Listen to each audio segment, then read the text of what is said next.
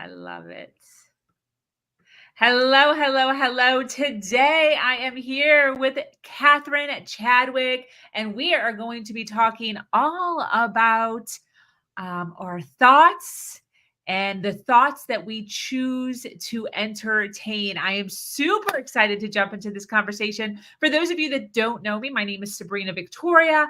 I am the host of her talk show. And if you haven't already subscribed, well, what are you waiting for? Let's hit that subscribe button. These podcasts are guaranteed to have you thinking differently about life. Let's jump right in. Get ready, because today's guest is about to change the way you view your world. This is Her Talk Show, hosted by Sabrina Victoria.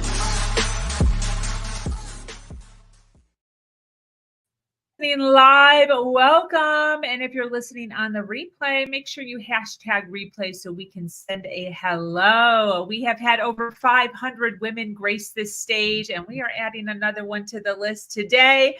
Catherine Chadwick is a certified life mastery consultant, a practitioner of applied positive psychology, and RN for over 40 years, and is the creator of the Sunshine Quotient and UniUmi, which I'm so excited to hear about, your Sunshine Ambassador. Her mission is to share the art and the science of the body-mind-spirit connection, what she refers to as learning the rules of the game, living from the inside out. I love that. Super excited to have Catherine here joining us today. Welcome. Oh my gosh, Sabrina, I'm really delighted to be here with you. Thank you. Yes. Yeah. Thank you so much for taking some time out of your day. I am so excited for this topic, pretty much because I have no idea what it is. So I love learning things. So every time I get a guest speaker on where I'm like, ooh, what is this? I get so excited. So the title that you gave us today is Create Your Ultimate Mind Diet. Mm-hmm. Let's start with that. What is this? Well, I refer to it as the ultimate mind diet because our thoughts influence our emotions influence our thoughts. Not every thought that comes into your mind is actually true. And the research shows that we think anywhere between 18,000 and 70,000 thoughts in one day. And the studies do concur that about 90% or more of these thoughts are the same as the day before, and the day before, and the day before. So most people are dragging what I refer to as dragging the yesterdays along with them every day. And what's fascinating too is when you really start evaluating your beliefs, are they really true? Do they serve you? Right? And so what's fascinating is what I refer to as acceptance of belief without evaluation, because many beliefs are handed down from generation to generation to generation. And it's just like, okay, that's just the way it is. But it doesn't necessarily have to be the way it is, because things are always changing. We live in a universe of constant motion. We're all energy beings.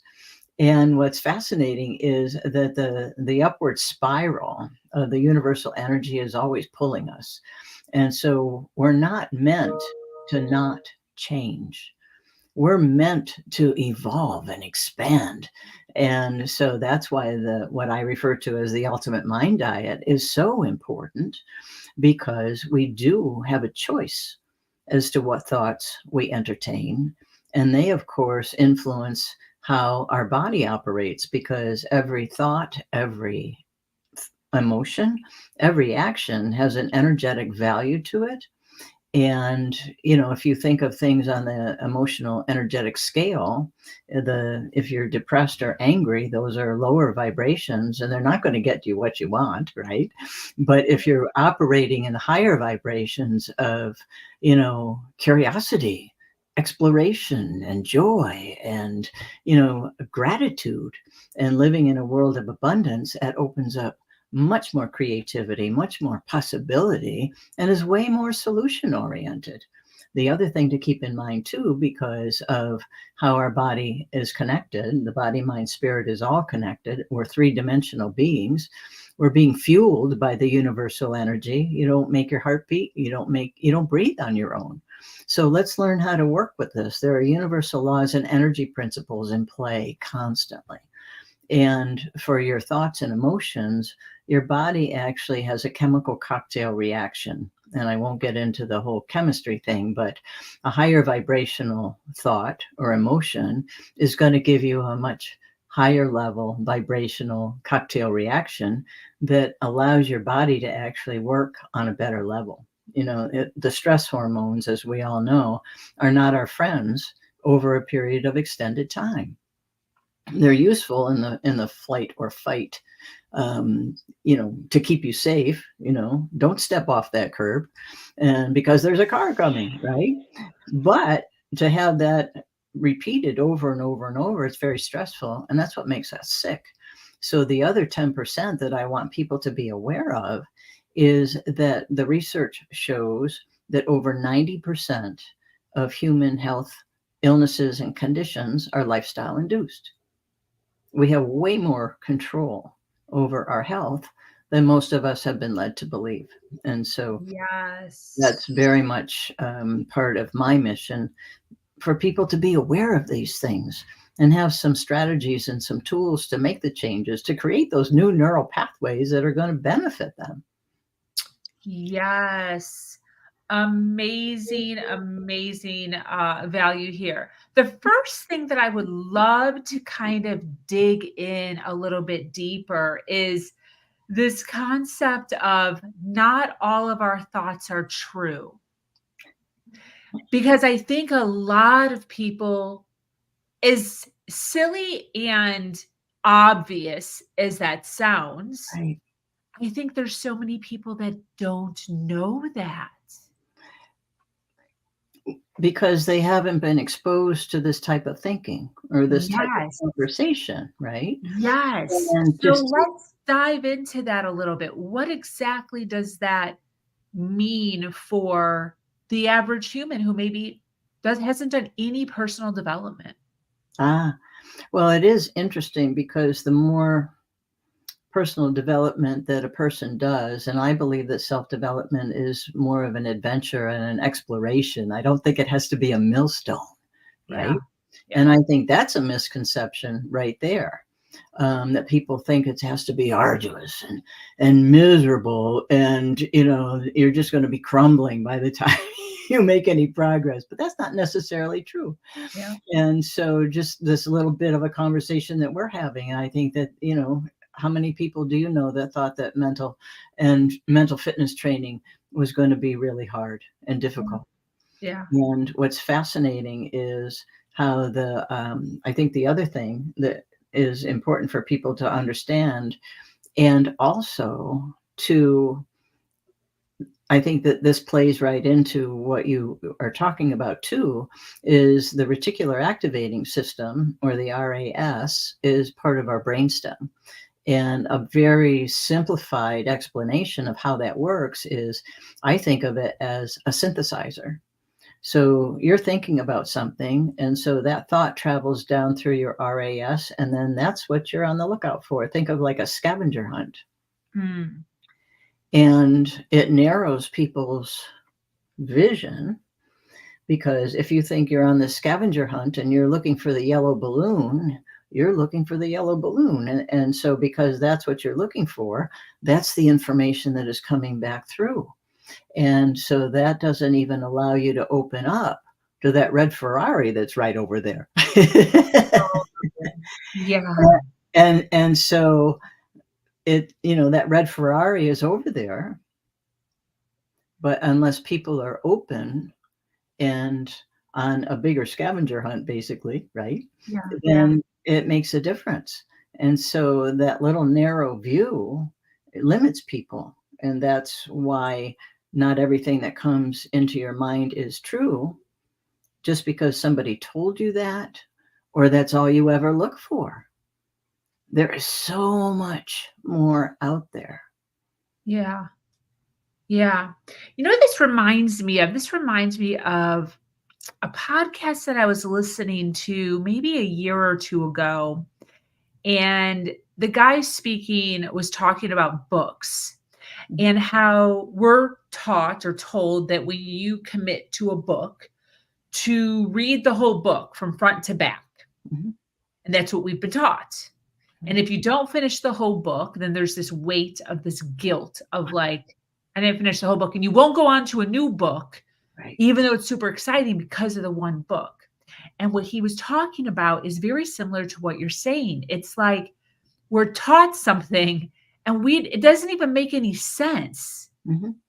And he had to like come to this realization of like, if he starts a book and he's going through or even flipping and he doesn't finish the book.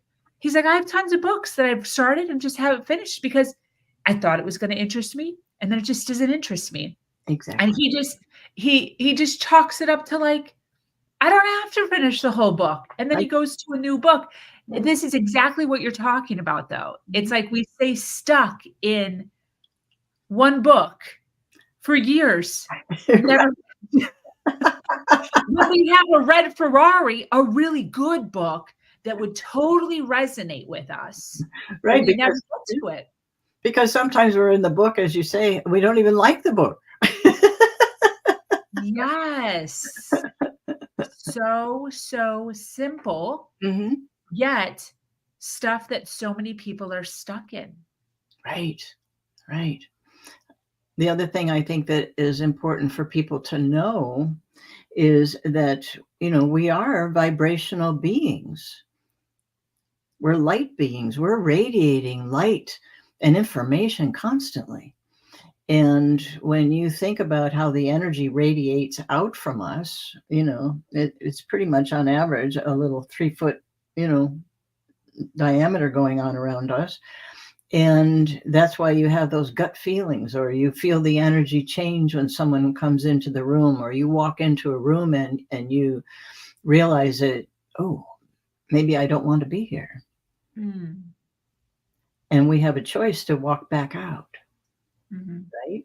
We may Yeah. have been taught our whole life that, if you start something, you've got to finish it. It's like the book that you're talking about. That's not true. It's not true. It's not Yeah. true. Yeah. Yeah. And about the sunshine quotient, I just want everybody to know about that, because sunshine quotient refers to a term that refers to lighting gradients in photography and radiology. And I've applied it to people because we are these light beings. So let's augment ourselves with what we are, right? Because we can change our vibration. And that's why the Create Your Ultimate Mind diet plays into that as well, because of the energetic value that is associated with thoughts and feelings and actions.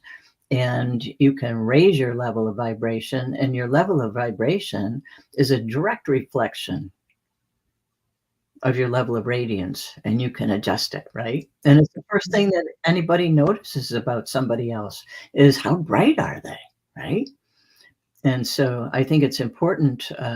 I teach a mindfulness and breathing technique with this because I think it's a wonderful addition to your breath work to visualize that you're actually breathing in the light. And it's an age-old concept, it's not anything new, but is absolutely useful because our imagination is part of how we live. Mm. The technology that we're on right now was someone's imagination in the beginning, right? And so when you visualize that you're breathing in the light and that your heart is glowing, that you're actually glowing from the inside out, and also understanding that when you take in that deep breath, you're engaging your vagus nerve. And we have 12 pair of cranial nerves, and the vagus nerve is the 10th cranial nerve. And the vagus nerve is connected to just about every organ in your body. So that's why it's important to learn to work with your vagus nerve and understand how it works. And so when you take in that deep breath, you engage the vagus nerve, and that also engages the parasympathetic nervous system, the calming side of your nervous system. So you can use your breath as a self-regulatory tool to calm yourself. And I think it's just a really simple exercise that people can use, and you can use it anytime. Yes. So the vagus nerve. VAGUS. Where is this?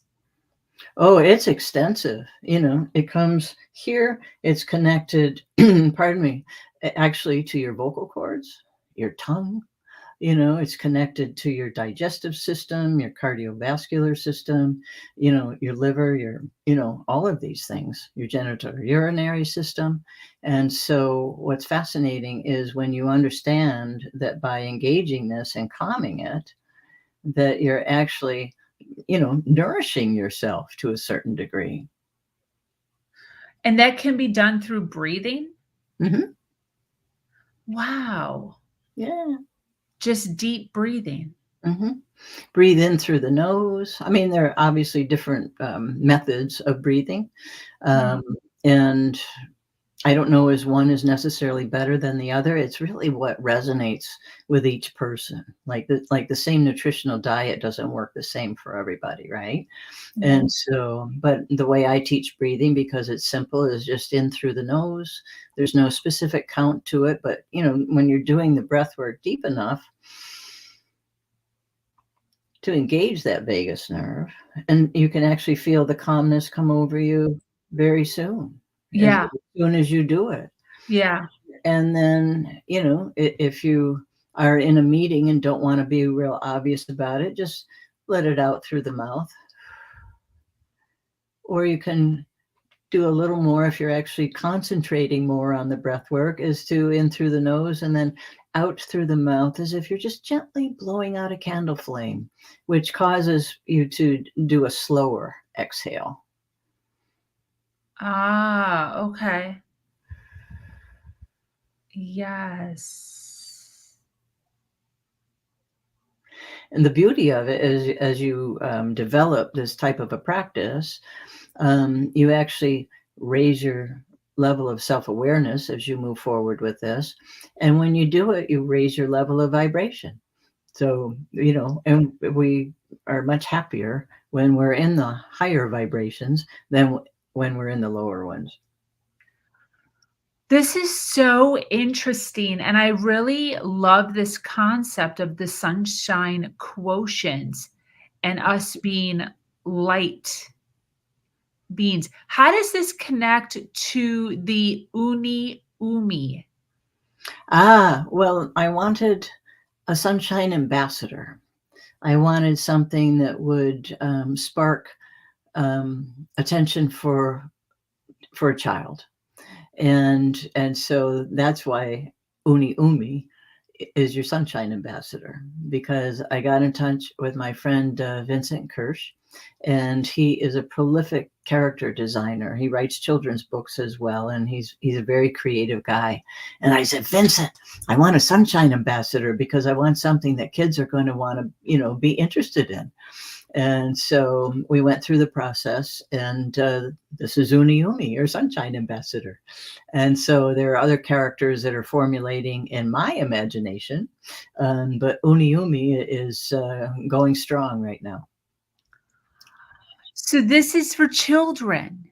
Well, I want children to be aware of this breath work and how to be able to self-regulate themselves through the breath, to know a little bit about the body, mind, spirit connection, that when they take in that deep breath, that they have a vagus nerve, right? And how important it is for them to know about it, and to understand that, we're all a part of nature.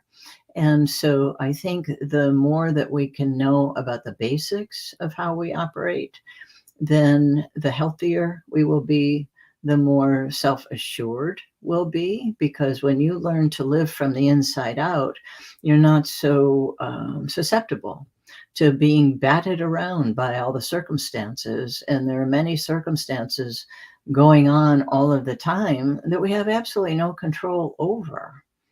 And so giving a lot of our attention away to that for things that we cannot influence other than through our vibration. And so because we're in a universe of vibration, the more people that are, you've heard talk about the collective vibration, right? Mhm. And Yeah. so let's all contribute to that. Yes, definitely.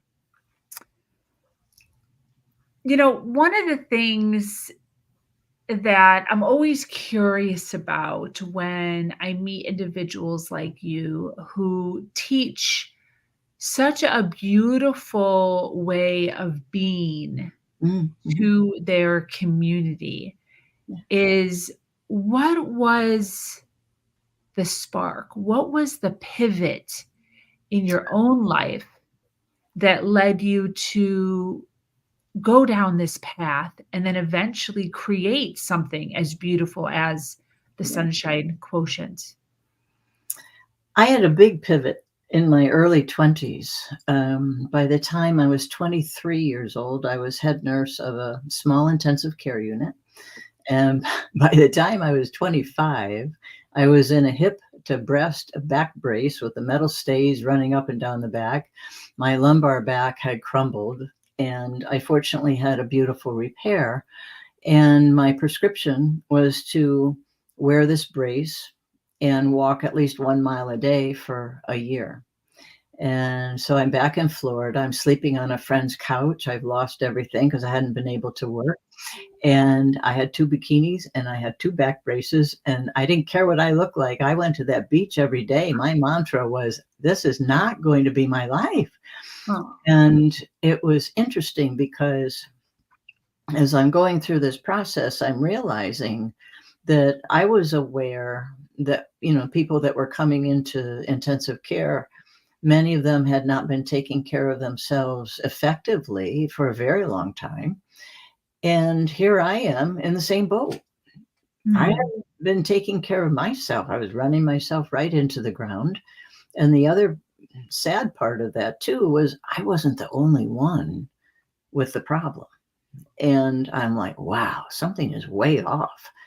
And I started listening to Wayne Dyer and Eckhart Tolle on cassette tapes. I'm like, oh, okay, now I'm beginning to get it, right? And so that's what I call the beginning of my real education. And I've been studying it ever since. And I'm delighted with the expansion of the technology, because the expansion of the research is able to, expand exponentially as well, which is wonderful. I use a lot of Dr. Joe Dispenza's research, a lot of Dr. Bruce Lipton's research in what I teach people.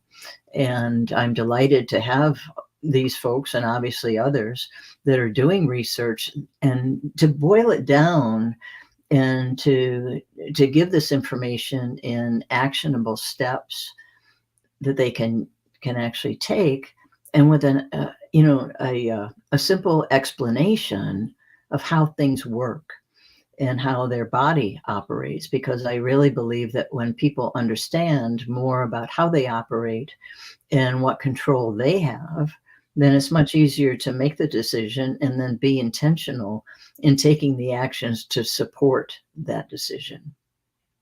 Absolutely. Yeah.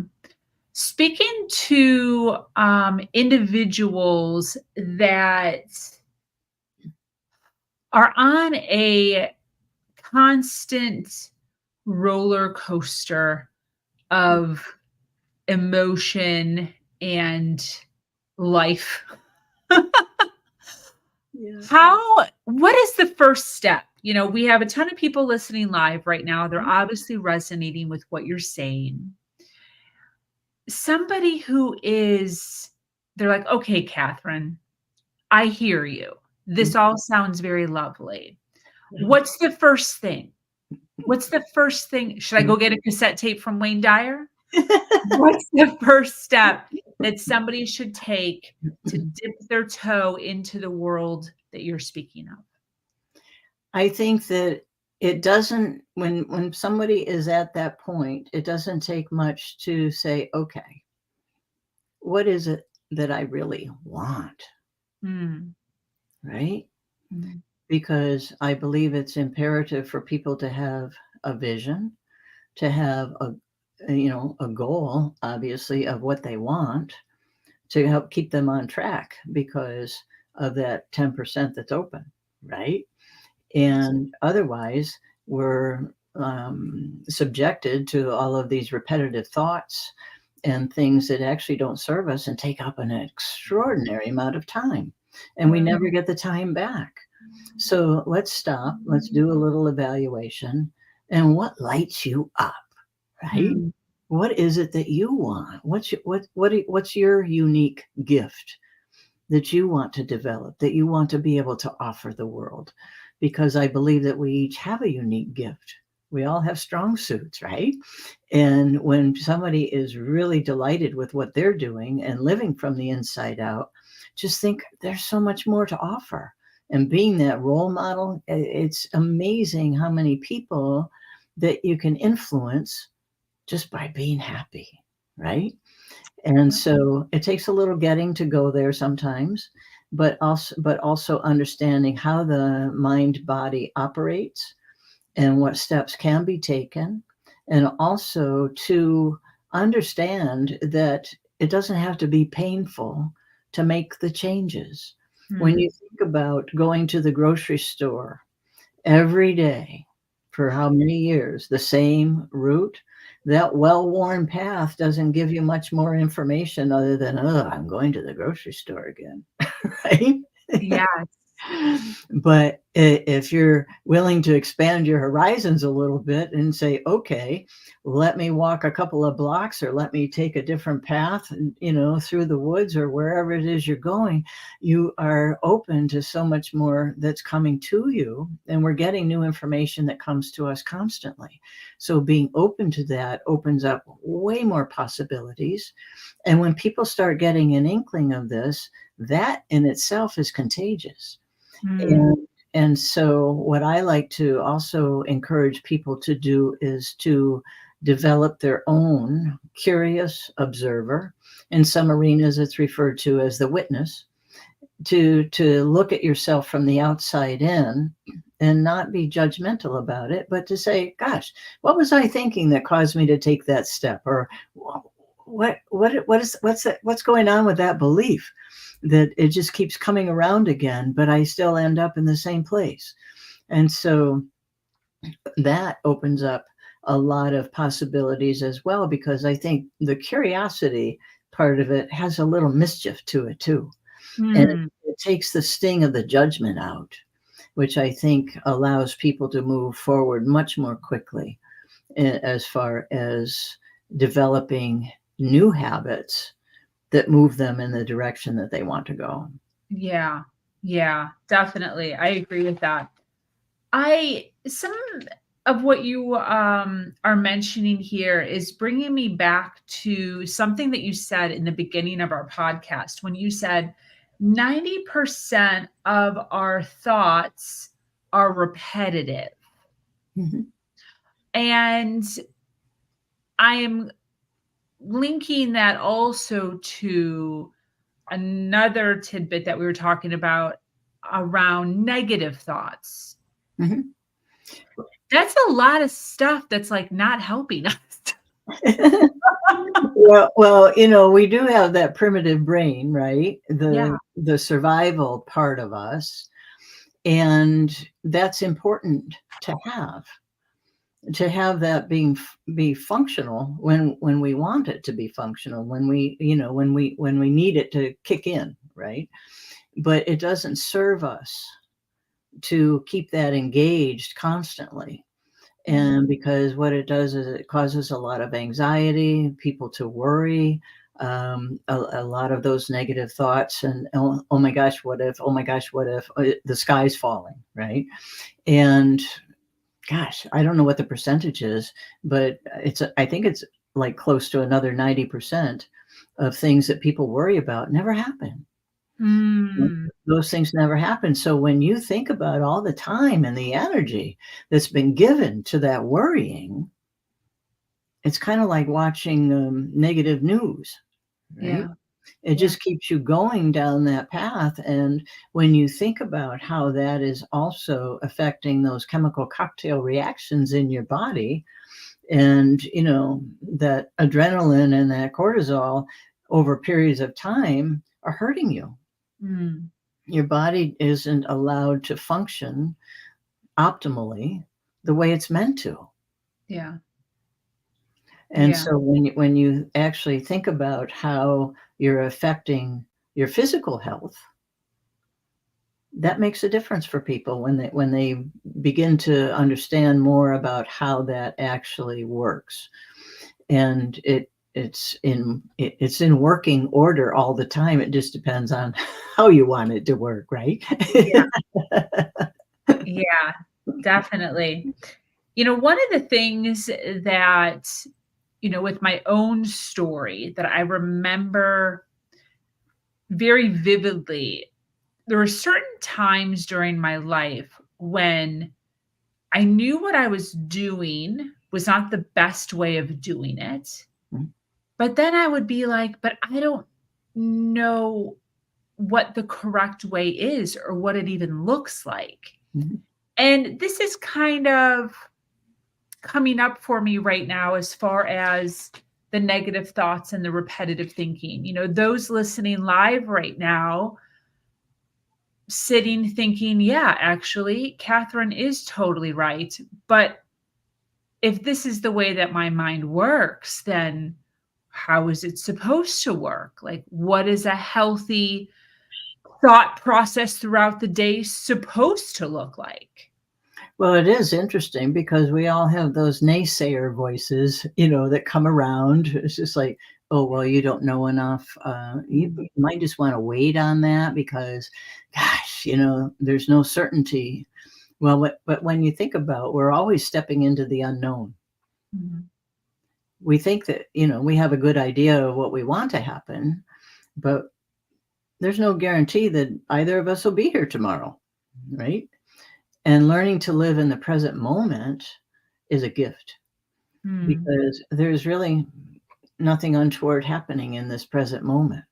We're sitting here having a wonderful conversation. And what's fascinating too is that when people get a taste of what it can be to live more mindfully on a more positive plane, there's less patience for the negativity. And it's much easier to say, okay, hyperachiever voice, I'm not listening to you today, right? Ah! Right? Okay, hyper rational. Nope, you can take a hike. Because we get stronger from the inside out. It's very different to live. Power versus force comes to mind because power comes from the inside of us, right? And force is more environmental and circumstantial. And when you think about in your own life, I'm sure that there are situations where you've tried to force something along.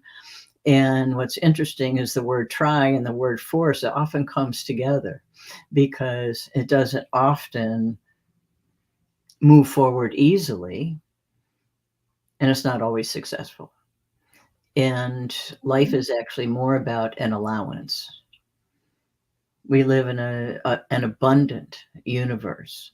There are an abundance of people that like to have adventure, that like to have fun, that are encouraging, that want to help you, that are fun to be around. And we have a choice as to who we surround ourselves with, what projects we choose to work on. We also have a choice of finding another perspective.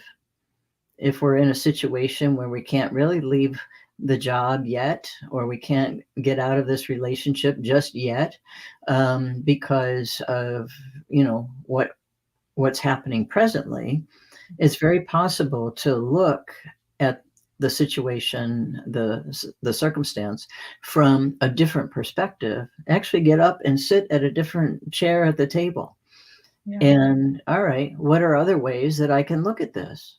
What's the gift in this? There's always a gift in everything, even though it's not maybe readily apparent at the moment. But what's the one step I can take to take me up a little bit further on that, energetic scale, to get me to a little bit higher vibration, And what thought can I think from a different perspective that will serve me at a higher level? Mm. The other thing that's interesting too is that the emotion of hope is the only positive emotion that requires a negative emotion as a catalyst.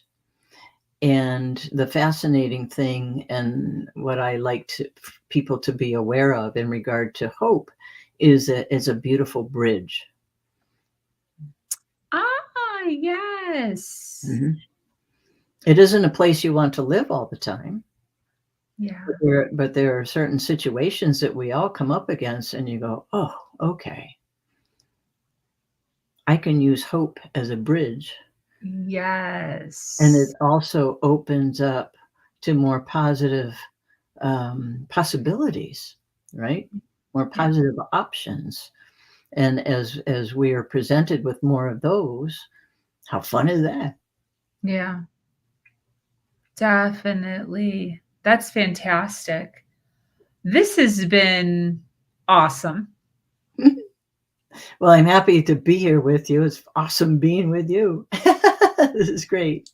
Yeah, I love this idea of the sunshine quotient, and even more so the ambassador Yeah. community that you're growing. That is so fun.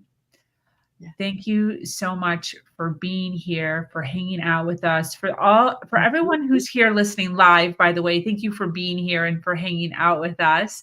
Yeah. But Catherine, where can people, first of all, what specifically do you do and who should be reaching out to you? We have people listening. So who should be reaching out to you? Who do you help? It's interesting because having been a nurse for so long, I've worked with people from all walks of life and all ages. So, it's so interesting. The business coaches will say, you have to establish your niche. Mhm. But I don't think anybody is exempt from this work because we're all human beings. Yeah. I gravitate mostly to professionals and creatives, people that want to improve their health, people that are wondering why they're not making the progress that they, what is it that's holding me up, right? But most of that, it comes from being in a negative health situation or a negative relationship situation. I am that practitioner of applied positive psychology, and with my nursing and medical background and being a certified transformational coach, I have excellent listening skills, and that is a huge plus, which I really work to encourage people to establish more for themselves and to listen to themselves more too, right? And so I teach people energy principles and universal laws and about the basics of the anatomy and the physiology. And I like to boil things down into actionable steps that people can actually use, a takeaway every time. That people can actually work on, because I don't want to create dependent relationships. I want people to thrive and be independent and to be collaborative and to be open to working, with other people, because that's where the fun and the creativity comes through too. Yes, definitely. And where can people find you on websites, social media? Where do you hang out? My website is theartofselfcraftsmanship.org. Mhm. And that also includes sunshinequotient.org. And so that's fun, right? And so you'll find my phone number, my email there. There's a contact form. I'm on LinkedIn and Facebook and Instagram, and I'm on TikTok too. Yes. Under Catherine Chadwick. What are you under on TikTok? Catherine Chadwick. Yep. Very, very cool. Yeah. Well, this has been absolutely fantastic. I know I learned a ton. I am certain our audience did too. I hope so. Thank you so much for taking some time out of your day to hang out with us and share some goodness. For those of you that resonated with Catherine and all the goodness that she shared, be sure to connect with her. Her website is theartofselfcraftsmanship.org. It isn't a clickable link wherever you're watching us at, so you can just click. And social media, TikTok is one of the areas she's at. Let's follow her on TikTok. I'm totally gonna find you.